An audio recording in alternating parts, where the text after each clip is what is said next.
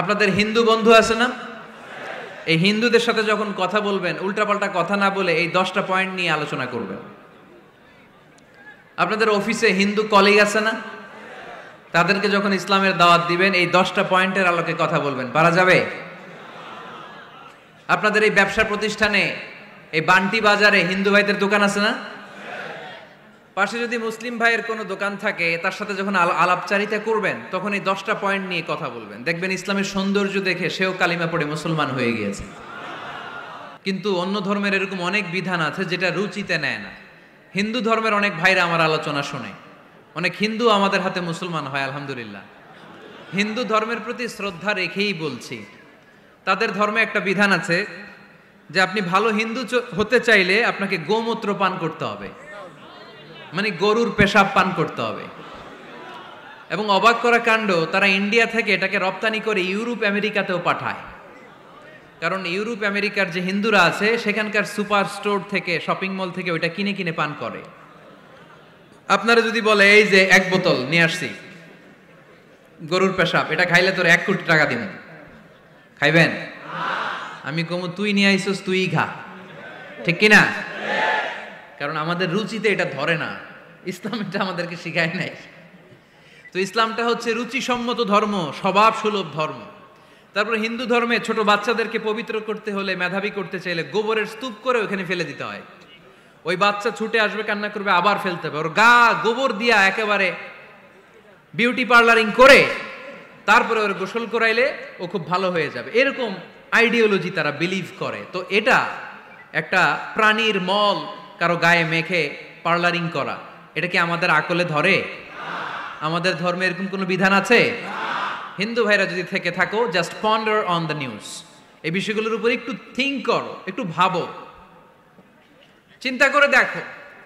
ইসলাম হচ্ছে দ্বীনুল ফিতরা, স্বভাব সুলভ ধর্ম। এইখানে মনে মানে না এরকম কোনো বিধান আল্লাহ দেয় না।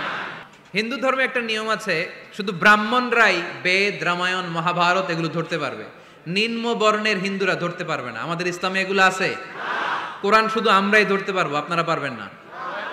অনেকে এরকম বলে যে আলেমরা কোরআন ধরবে, অন্যরা ধরতে পারবে। যে বৈশিষ্ট্যগুলো থাকার কারণে গোটা বিশ্বে মুসলমানেরা নির্যাতিত হওয়ার পরেও ইসলামের জয় জয়কার, সেই 10টা বৈশিষ্ট্যের প্রথম বৈশিষ্ট্যের নাম হচ্ছে আর রাব্বানিয়া। আওয়াজ করে আমার সাথে সাথে বলেন আর রাব্বানিয়া। আবার পড়েন আর রাব্বানিয়া। এর মানে হচ্ছে এই ধর্মটা রবের টেক কেয়ারে চলে, এটা রবের দেয়া ধর্ম, এটা মন মস্তিষ্ক প্রসূত কোনো ধর্ম। পৃথিবীর অনেক ধর্ম আছে মানুষের বানানো, ইচ্ছে মতো ধর্মগ্রন্থের মধ্যে যা মনে চায় লিখে দিছে, এরকম ধর্মগ্রন্থ আছে না নাই? কিন্তু আমাদের কোরআনের যতগুলো আয়াত, যতগুলো সূরা, এর একটা আয়াতে কেউ কোনো চেঞ্জ করতে পারছে? আমি আরবি বুঝি না, আমি বঙ্গানুবাদ করে কোরআন বুঝবো, কোরআনের দাওয়াত করবো, চিল্লা এখন ঠিক কিনা? বাল্লিগু আন্নি ওয়ালাউ আয়া। প্রত্যেকেই প্রেরণার বাণীবাহকের কাজ করতে হবে, যতটুকু জানি পৌঁছে দিব। আমি বেশি জানি তো আমি বেশি বেশি ছড়াবো। আপনি জানেন শুধু লা ইলাহা ইল্লাল্লাহ, এইটাই আপনি ছড়ায় দিবেন, ঠিক কিনা? কেউ যদি বলে কোরআন পড়া যাবে না, ধরা যাবে না, এটা বোঝা পড়া আলেমদের কাজ, শুনবেন না। ক্ল্যারিটি, গোজামিল নাই, কোনো গোজামিল নাই। আমি যদি কোরআনের আয়াত ভুল করি, আমরা ধরতে পারবেন না আপনি? আপনি কোরআনের আয়াত ভুল পড়ছেন, হুজুর ঠিক করে নেন, আমি ঠিক করে নেব, ঠিক কিনা? কোনো গোজামিল নাই। আল বুদুহ, জল জলে সূর্যের মতো আল্লাহ ইসলামকে রেখে দিয়েছে, আলহামদুলিল্লাহ পড়েন। এই ইসলামের বিজয়কে কেউ ঠেকায় রাখতে পারবে? ইসলামের বিজয়ের অংশীদার আমরা হতে চাই, এই ইসলামকে আমরা মানতে চাই। কতক্ষণ? বুঝলা গেছি। ইসলাম মানবো কতক্ষণ? ইসলাম মানবো কোনখানে? মনে থাকবে? কথা দিলেন তো?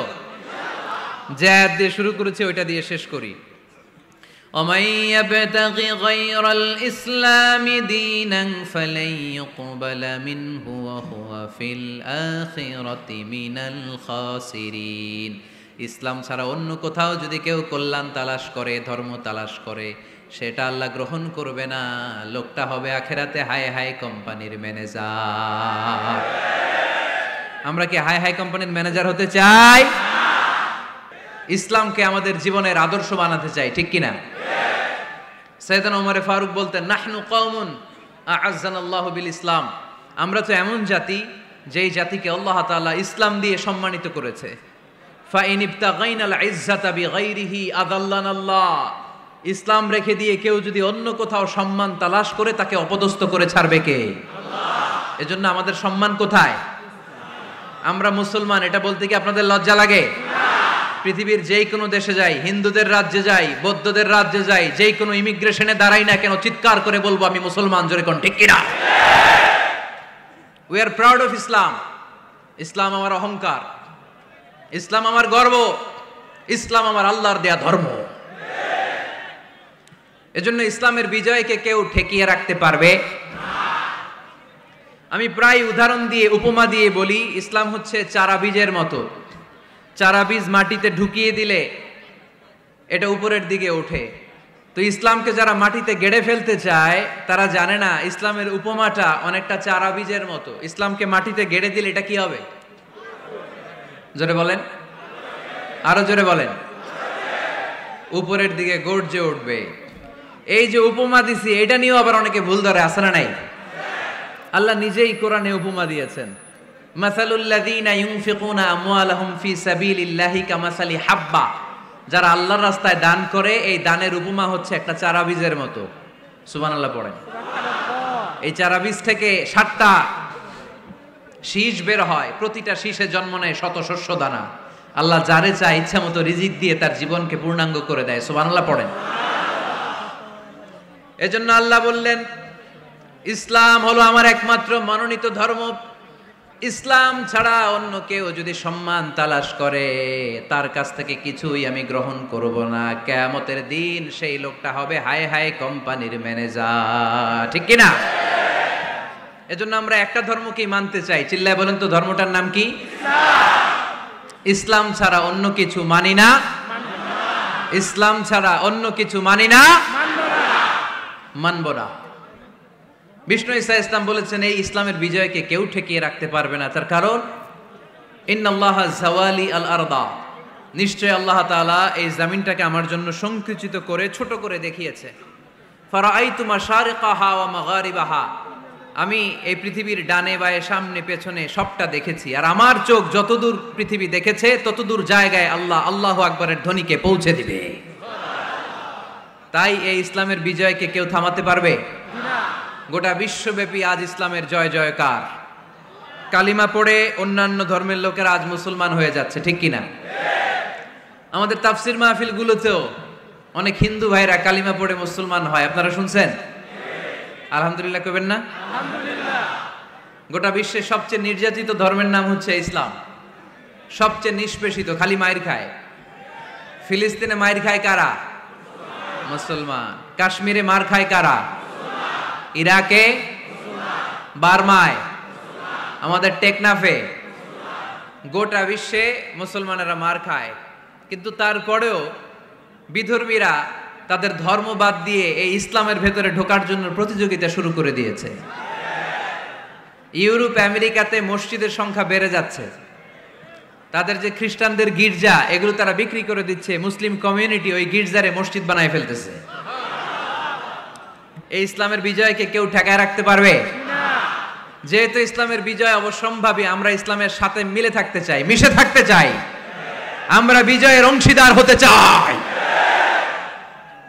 কি আছে ইসলাম ধর্মে যে কারণে গোটা বিশ্বে ইসলাম নির্যাতিত এবং নিষ্পেষিত হওয়ার পরেও ইসলামের জয় জয়কার?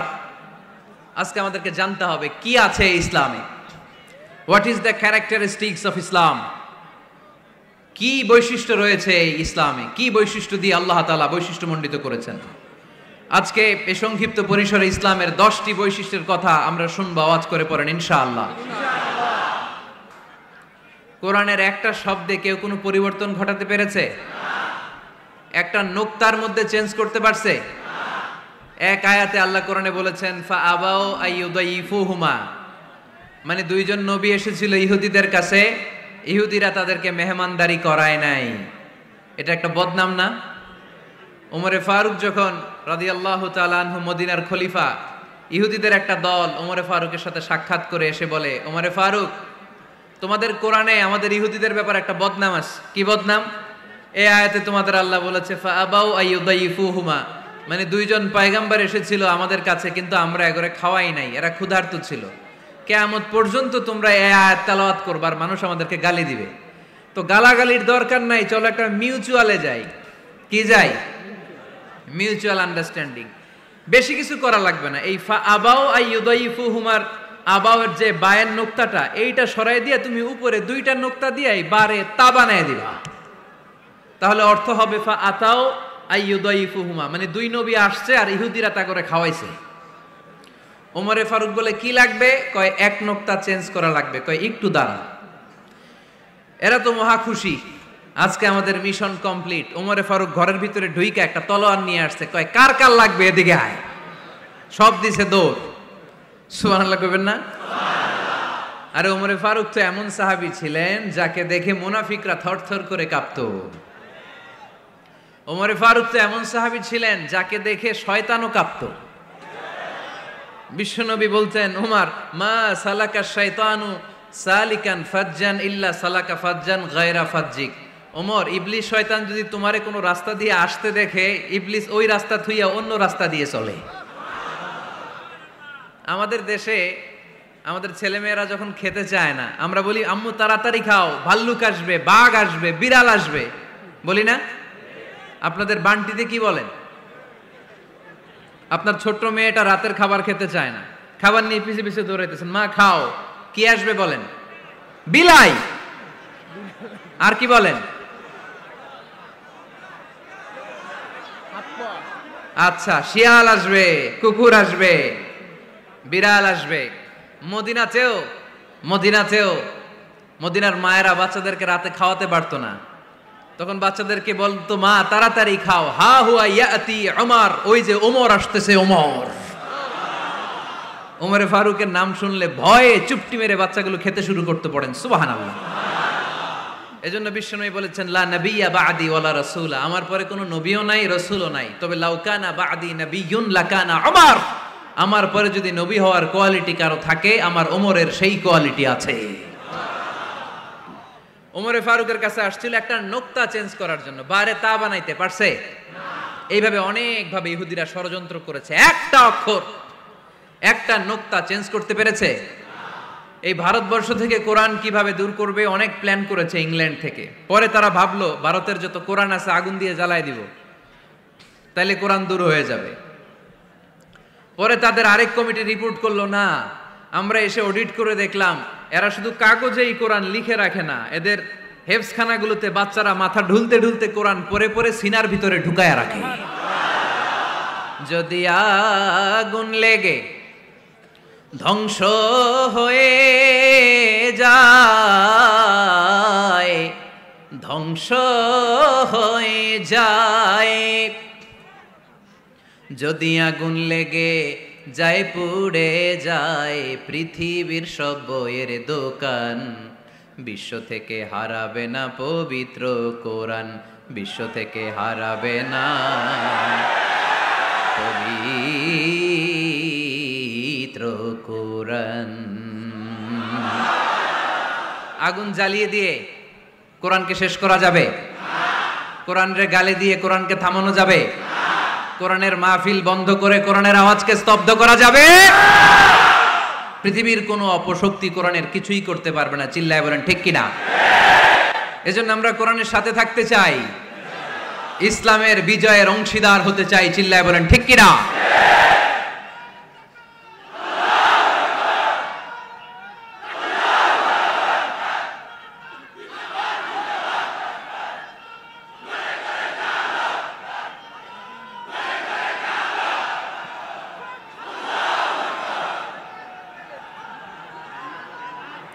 ইসলাম ধর্মের প্রথম বৈশিষ্ট্যের নাম হচ্ছে আর রাব্বানিয়া, মানে হচ্ছে এটা রবের দেয়া ধর্ম। ইসলামটা দিয়েছে কে? এটা কি সত্য ধর্ম না মিথ্যা ধর্ম? কার দেয়া ধর্ম? হুয়াল্লাযী আরসালা রাসূলাহু বিল হুদা ওয়া দীনিল হক লিইয়ুযহিরাহু আলাদ-দীনি কুল্লিহি ওয়ালাউ কারিহাল মুশরিকুন। তিনি তো এমন সত্তা যিনি তার নবীকে সত্য ধর্ম দিয়ে পাঠিয়েছেন, হেদায়েত দিয়ে পাঠিয়েছেন। মুশরিকরা কোরআনকে, ইসলামকে যতই না অপছন্দ করে, ইসলামের আওয়াজকে কেউ থামাতে পারবে না। এজন্য ইসলামের প্রথম বৈশিষ্ট্যের নাম আর রব্বানিয়া। এটা রবের দেয়া ধর্ম, এটা মন মস্তিষ্ক প্রসূত কোনো ধর্ম নয়। এ ধর্মের সবকিছু রব কেন্দ্রিক, রব সেন্টার্ড, রবের টেক কেয়ারে চলে। সব জায়গায় রবের নাম আছে না নাই?